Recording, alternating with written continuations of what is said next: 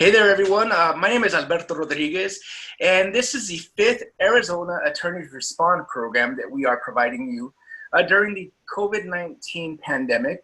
The reason we started this program was because we know that people are encountering different legal issues. We've had volunteer lawyers come in and talk about family law. We've had volunteer attorneys come in and talk about landlord and tenant. We've talked to attorneys that come in and talk to you about how to plan in the untimely in the case of an untimely death, specifically with COVID-19 with estate planning attorneys. So today we are going to add a little more information and provide those who are living in public housing or federally funded housing. We're going to provide them information because it's different from what the order that Governor Ducey issued a few weeks ago. So we're going to welcome Pam Bridge with Community Legal Services. She is the Director of Litigation and Advocacy. So let's ask, and let's thank, actually, I should say, Pam Bridge for joining us today. Thanks, Alberto. I'm happy to be here. Awesome, awesome. So Pam, as I mentioned, this is the fifth program that we're doing, and you're going to piggyback off of what we offered already for landlord and tenant. There were some confusing issues associated with the order. Renters wanted to know, hey, where do I stand? I lost my job. I was furloughed. My hours were cut. I don't know if I'm going to make rent. So those questions were addressed with John Hulk, who's a real estate attorney. He was able to provide that background. But there's a difference now that we're seeing in those folks that live under housing that gets, government assistance. So we're going to ask you to help clarify those questions because it is a little bit more helpful, not necessarily helpful, but it's a lot more information for folks outside of the governor's order. So we'll dive into that right now. And real quick, before we do that, I'd like to ask you to maybe talk about a few of the general landlord-tenant questions that we discussed previously, because we're at the beginning of the month, right? So rent was due sometime this week or is due. So let's offer some background information to those folks who might have not been experiencing this last week, but are now. So if they've been affected by COVID-19, what documentation or proof do they need to provide their landlord to get that extension? So the first thing they need to do is to give their landlord a notice stating that they have one of these COVID-related circumstances. And those are either that they have been quarantined because of COVID-19, they've been ordered by a licensed professional to quarantine because they demonstrate symptoms defined by the CDC, they have been quarantined because someone in their house has COVID-19, or that they have a health condition that makes them more likely than the normal person and more at risk for COVID-19. And that can include, the CDC has listed those health conditions, and they can include asthma, diabetes, liver conditions, but you can look on the website to see if you have one of those conditions. Or you have substantial loss of income because of COVID-19, which can be because of job loss or reduction in hours. The fact that you've had to stay home from work and missed hours of work because the kids are home from school. All of these things, if any of these circumstances happen to you, you can give your landlord written notice of it, and then any available documentation you have to substantiate this notice. So we've had a lot of questions about what does available documentation mean. The courts cleared up this last week that standard is what's available to you. So you don't need to go running around hunting down documentation, but you need to provide what you have and what you can get a hold of. So a couple examples of CLS has put on their website a couple notices that you could show your landlord. For instance, you could show your landlord your paychecks that show a reduction in pay. you could show an email or something from your doctor. A lot of people with their health providers are getting things through email right now. Maybe that they've written you a prescription for something and said the reason why. Any type of doctor's documents you can show, any type of pay reduction. But again, it's what you have at your house, what you have, maybe an email or text from someone. And you can just show this to your landlord through an email or text. You don't have to go hand deliver it to them. You just have to keep, show them this documentation of what you have in the notice, and then keep a copy of it. The courts say it would be good if you do get a court summons to show that documentation to the judge, to let the judge know. You're not required to, but it's good to do that. But you want to keep a copy of that notice and documentation in case the constable does come to your house to lock you out. We've had a lot of tenants successfully show the constable the notice they gave the landlord, and the constable sees that. If they see you had a notice and you gave them anything you had available, the constable will not lock you out. That's great information. You mentioned CLS, and I mentioned it when I introduced you. So CLS, for the folks that is excuse me, community legal services. And as you mentioned, I'm sure that there are some resources that you can provide or that they can go and download on the website. What's that website?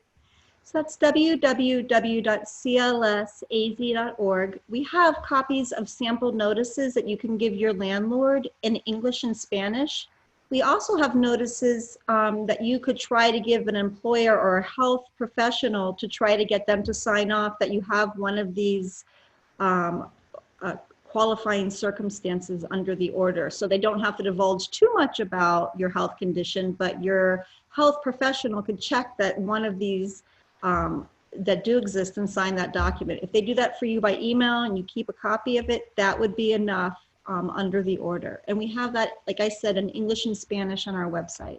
That's great. That's great resources that you guys have for folks. Another question, and this is specific to the documentation. We had someone ask the last time, what if the landlord determines that that's not what they want to accept? It's not up to the landlord, right? It's basically, if you're providing documentation, that should be good enough. And then a follow-up question, Pam, is when you present those documents and the landlord accepts them, you really have to understand what your agreement is in terms of paying your rent, right? You should really outline those different agreements. Okay, is my rent stacking up at the end of my lease? Mm-hmm. Is it stacking up when the order is lifted? So let's talk about that. Sure, those are great questions. First, about the available documentation. Whatever you have is enough for the landlord, and the courts just clarified that last week. If the landlord does not believe that you have a qualifying condition, or they believe it's in the interest of justice to not let you stay after the writ of execution, if the landlord thinks it's in the interest of justice to not allow you to have this delay, the landlord has to file a motion in court, which the tenant will receive a notice of, and then it would be a judge who decides that the tenant doesn't get this stay, that either they don't have the right notice or that maybe they're being evicted for something that is dangerous to the other tenants in the building. But it would be the judge who decides that. That's not the landlord or the constable who makes that decision. Let's talk about, so yes, tenants have to continue paying rent. All tenants have to continue to pay rent. Once you receive this delay, that you've given proper notice to your landlord, the courts also stated last week that your delay continues until the order is over, which is July 22nd, unless the court orders otherwise. So you have to keep paying rent during that time. And when this order is over, you still owe all of this rent, and that the landlord can file a non-payment of rent and ask you to pay all of this. So if you're having problems paying rent right now, you need to be reaching out to the Arizona Department of Housing or DES, or there's lots of churches that also have rental assistance, because you don't want to be at July 23rd and receive a notice for non-payment of rent for all of these months and have to come up with it right then. And so trying to pay rent is good. And if you really can't get any type of assistance, what you should do is talk to your landlord.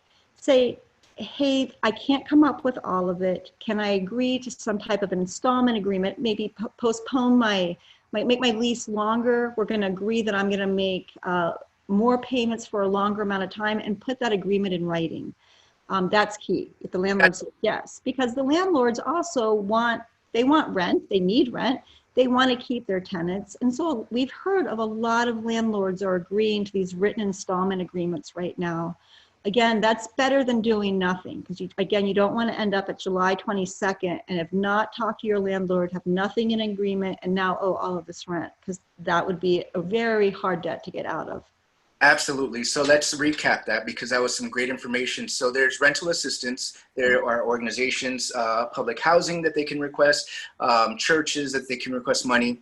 If they can't come up with some sort of assistance, then come up with an agreement with their landlord, but making sure that everything's written. And I think that touches the point that I made earlier on any agreement that you make with your landlord. Make sure that you get it in writing, whether it's them extending your lease, whether it's letting them stack up the unpaid months at the end of your lease. Make sure that you get that in writing. So thank you, Pam. That's definitely fantastic information for these folks. One thing that we also mentioned the last time is that don't be scared. You still might get an eviction notice, correct? That's right. So what do they do when they get that eviction notice? The first thing to do when you have the eviction notice is that you're going to have to look on your summons. Look at on top of the summons, it lists the court. Currently, all the courts in Arizona are handling evictions differently. Some have it by telephone, some are by certain dates asking you to physically appear. So you're going to have to call the court before the date that's listed on your notice and ask them how they want you to appear. Do not forget to call on that day. Some courts will say, we're going to have you hold on the phone until your case shows up, or we're going to call you.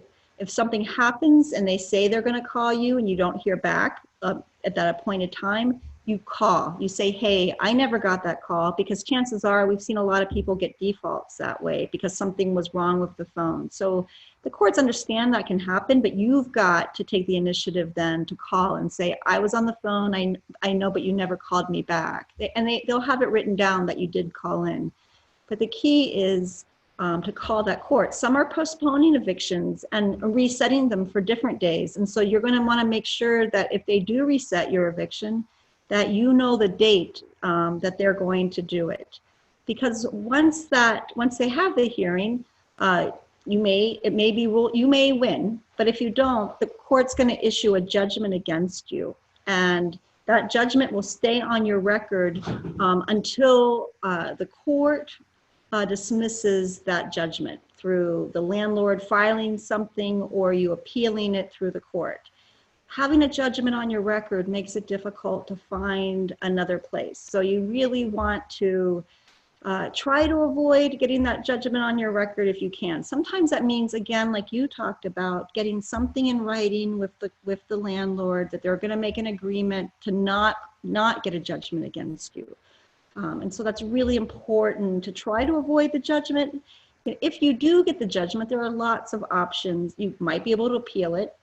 You have to do that within 5 days. You should reach out to an attorney, like a free agency like Community Legal Services, and make sure that there is nothing that an attorney could do for you. Because, again, you want to avoid the judgment, but there might be some options that you have if you get that judgment on your record. Gotcha. And that was, that's our next question is, if I get a summons from the court, do I have to attend or respond? And you definitely covered that. But Pam, my question, another follow-up question is, I thought with the governor's order, yes, you can get the eviction notice, but they can't enforce it until the order is lifted, and you said it was mid-July. So does that mean they would have a court hearing scheduled between that time? No. So what happens is that under the governor's order, summons and the eviction hearings are going forward. After you get a judgment, if you lose at your hearing, after you get a judgment, landlords can go back to court and get something called a writ of restitution. And that's what prompts the sheriff from coming to your house and locking you out. So the court order did not stop the summons, did not stop the hearing, did not stop the judgment.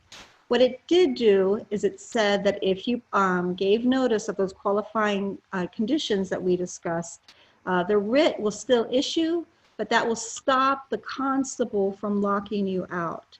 So at the end of this, at July 23rd, after this is over, at that point, unless the court rules otherwise, the constable can lock you out.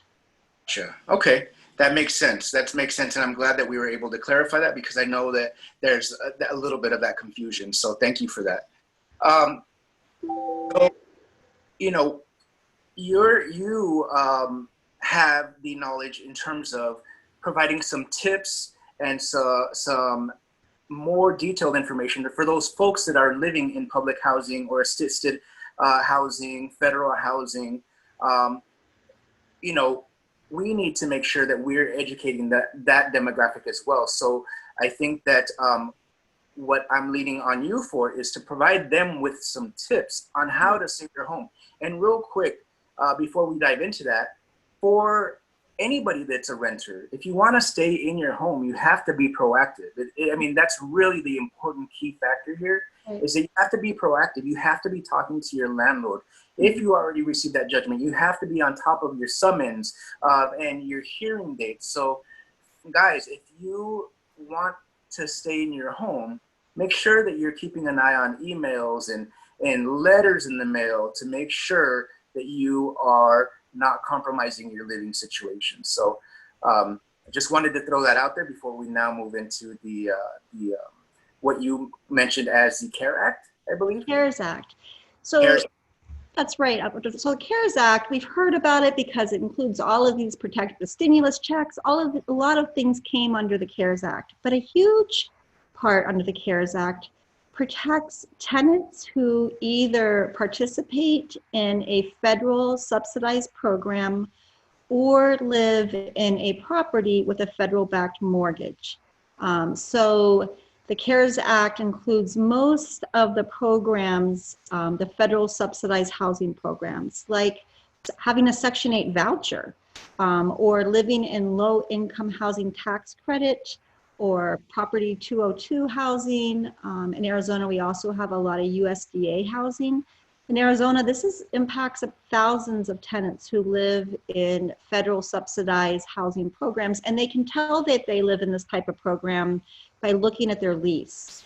A lot of times there'll be an attachment or something on your lease that will state that you are participating in a federal subsidized program, which means that a third party from the federal government is paying part of your rent, either doing a tax credit like the low-income tax credit directly through the landlord, or they're paying part of your monthly rent.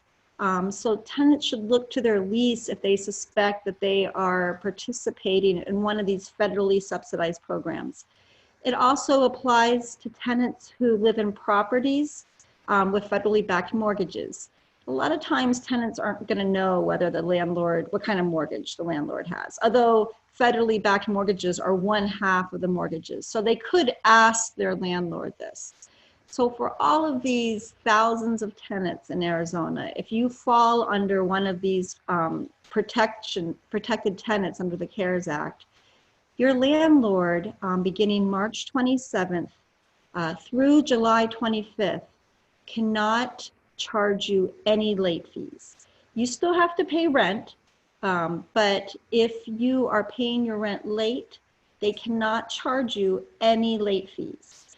For all other tenants, they can receive late fees, but for that group of tenants, these federally subsidized housing tenants, they cannot be charged late fees. And even a bigger protection, their landlords cannot even file any type of complaint against them for non-payment of rent from March 27th through July 25th. So we talked about the governor's order for all tenants, which says that landlords can still file complaints. For those tenants under the CARES Act that have that federal subsidized program, those landlords cannot file complaints for non-payment of rent against them. And so if that does happen and they get a summons and they know they're in a federally subsidized program, they definitely have to tell the judge at their hearing that they're in a federally subsidized program. That judge will dismiss the complaint. They will not have a judgment on their record. That's really huge protection that we need to make sure that our tenants have. They still have, I'm sorry, go ahead. Absolutely, it's really important for them to know that. Right, and so another clue is that in Arizona, on all complaints, it has to say whether the tenant lives in subsidized housing or not. And so there are state subsidies that may not apply, but that's definitely a clue if your complaint tells you. So look to your lease, look to your complaint, and then tell the judge, because you cannot get a judgment against you for non-payment of rent. And another reason that's so important is for our federal subsidized programs like Section 8, if you get a judgment on your record, you can be kicked out of the entire program, and it makes it almost impossible to immediately get back into one of those programs. So you need to tell the judge you will not get a judgment against you. If something happens or you know this happened to you already since March 27th, you should call a legal aid program like Community Legal Services. Great. You can get evicted you can get a summons for other violations under the CARES Act. So if you break your lease or do something that's against the Landlord-Tenant Act, you can get other complaints, just not non-payment of rent. Gotcha. So that's definitely great information. And to recap, there's two things, and I think for the second part, I'm going to ask you a question to follow up. But for those who know that are living in Section 8, they have to qualify for that, correct? Mm-hmm. So they pretty much are living in assisted housing, correct? Or do you? I think for Section 8, people do know whether they have a Section 8 voucher, but there's lots of other types of federal subsidies that the landlords may receive, who you may not know your landlord receives that type of subsidy. You may not know your landlord's getting a tax credit subsidy, but you would be able to tell that, like, for instance, the low income housing tax credit, a lot of times their lease will refer to Section 42 of the IRS code. So you have to look to your lease because there's all types of subsidies out there that maybe the tenant wouldn't know their landlord's receiving. Sure. So for those of you who are maybe renting a home that's not in a Section 8 maybe community, or you don't know if your landlord's home is receiving some sort of federal money or tax credits, one, take a look at your lease to see if that information is listed on it. Two, if you don't have a lease, request a copy from your landlord. Three, you can ask your landlord directly to see if you qualify for those programs. So that's definitely great information. Those outside of those who know that they have to qualify and they applied for that type of assisted housing, for you that don't know, ask your landlord or check your lease. So that's great information, Pam. Thank you so much for that. Is there anything else that you think folks should know regarding their living situation under these circumstances with COVID-19? We've kind of talked about the general side of being a renter. We've talked about, folks that are receiving some sort of assistance. Do you feel like we have any holes that we need to fill for any other segment? We talked about cultural housing. We talked about, folks that may not know that they're living in subsidized housing. Any other tips or any other resources that you believe they can find on Community Legal Services website? Sure. On our website, again, we have notices that you can give your landlord about this. We also list every type of federal subsidized program that the CARES Act applies to. So If you see some type of name on your lease and you're not sure, it refers to like a code of federal regulations. If it says CFR somewhere on your lease, generally there's a federal subsidy involved. And you can check the name of your subsidy to our website on our COVID resources. And we have that list in English and Spanish for everyone. That's fantastic. I also want to say one more thing about that. That applies whether you have COVID hardship or not. So all of those federally subsidized housing tenants have that protection that we discussed, regardless if they're having any type of COVID hardship. That's fantastic to know. That is so great to know, because, you know, they may not be affected, but still their job might have been affected, or, you know, they rely on assistance that's been affected from COVID. So definitely, or that's not. That's great information, Pam. So I think that wraps up part 2 of our landlord tenant or renters legal questions, you know, during these definitely challenging times of COVID-19. So I want to thank you, Pam, for joining us today. I want to thank Community Legal Services for being such a huge community advocate. For those folks who don't know about Community Legal Services, they don't just offer resources or legal services regarding landlord and tenant. They offer family law, they offer bankruptcy. There's so many different types of law that they help you with, the public. As long as you qualify for their services, there's definitely a legal resource for you at Community Legal Services. So thank you, Pam, and thank you, Community Legal Services. I also thank the Arizona Foundation for Legal Education and the Arizona Foundation for Legal Education for helping us with this program. They're definitely a very strong partner, and I want to thank the public for continuing to ask these questions. The State Bar of Arizona is here for you.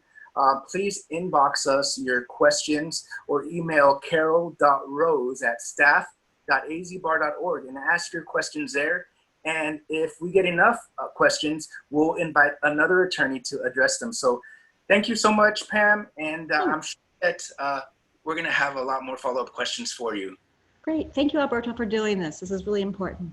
Absolutely. Have a great day and have a great week. You too. Thanks. Bye.